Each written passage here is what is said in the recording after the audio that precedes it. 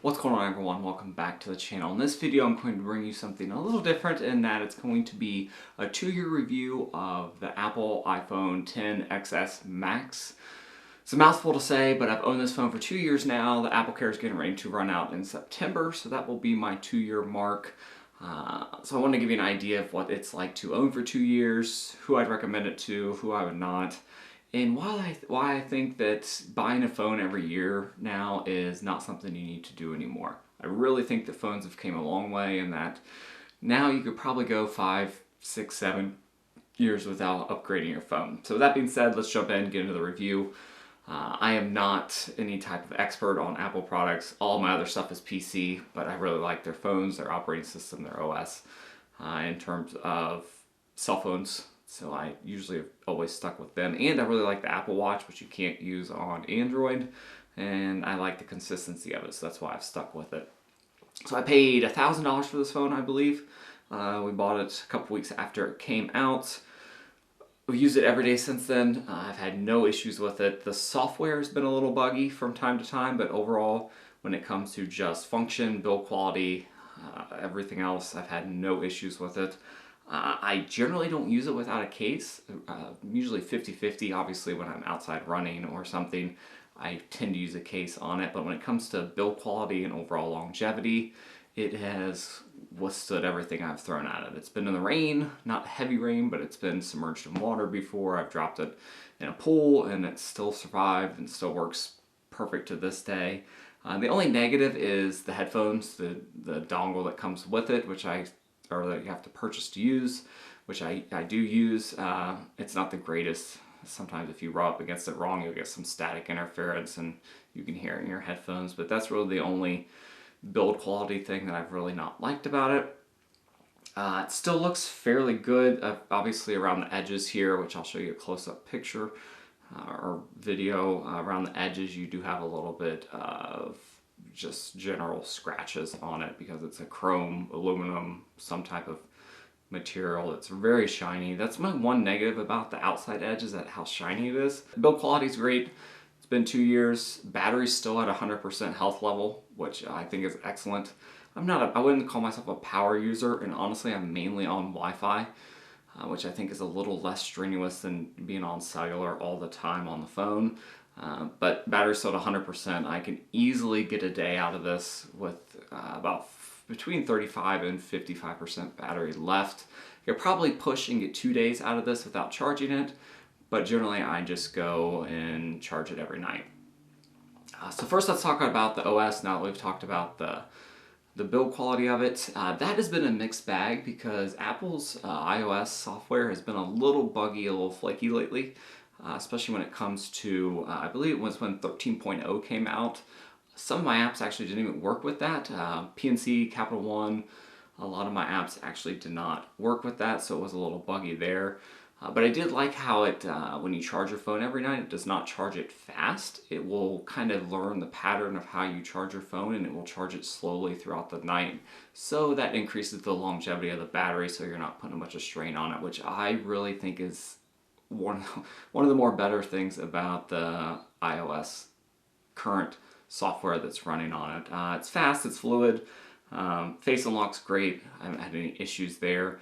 With everything going on with COVID-19, it does not unlock your face if you have a mask on, which is kind of annoying, but again, that's not really their fault because generally you wouldn't be wearing a mask outside all the time, but that's something that I've noticed. It does not, I've done it a million times, it does not unlock my face when I have a mask on, which is okay. I'm sure there's a way around that if you reset it up, because I do know that they were supposed to do some updates there. But overall, software's been great, battery's been great, build quality's great. Couple negatives. It still has the Apple proprietary Lightning charger instead of USB-C. That's a big bummer because you can't charge it with just like a USB-C power brick or anything. You have to kind of get an adapter for that, which rumor has it at some point they will switch over to USB-C, but I wouldn't hold your breath because then they could sell you goofy little adapters for it for $25 that costs cents to make. So that's the only negative. Camera's okay. When it comes to compared to DSLR, no, it's not anywhere near a regular mirrorless or DSLR type camera. especially full frame. Even at the APS-C cameras, it's not on the quality of that. In good light, it does really well. Focus is great. Video is okay. It's not excellent. It is hard to pull photo and video from this phone, at least I've noticed, to get it on my computer because there's a file limit size. I don't know, maybe I'm doing something wrong, but it's pretty annoying. But overall, the camera will do great. It's a lot better than some of the older phones out there, but for a 2-year-old phone, it's actually pretty good still. I can manage to do it and live without taking my full frame camera around all the time. So that's it. There's not very many negatives besides, I think, the proprietary Lightning dongle. A few bugs in the iOS software, but that's pretty standard, and if you're going to get Android, you're going to have the same issues. That's just how it's going to work. The price point is, I think, a little high. They came way down on their cell phones. Previously, they were always starting around $1,000 for the top end ones, but now you can get the iPhone 11, I believe, for $599 or $699. So they have came down a little bit, but $1,000 for a cell phone is crazy. And this is only the 64 gigabyte version. I wish I would have got the 128 because now that we have a newborn, it is starting to get a little full, so I kind of have to watch what I do there with photos and videos. Kind of have to upload them somewhere in the cloud and then delete them from my phone. That's really it. Screen's great. It's an OLED screen. Haven't had any issues there. It's excellent. I don't notice the notch anymore at the top, which people had a big issue with, where they have the IR camera and everything to do face unlock. I haven't had any issues with that. It does not bother me at all. So that's it. Overall, I've been really happy with it. I would highly recommend people that are buying their phones nowadays, especially if they're buying one of the new Pixel phones or an iPhone 11 or one of the new Samsung phones.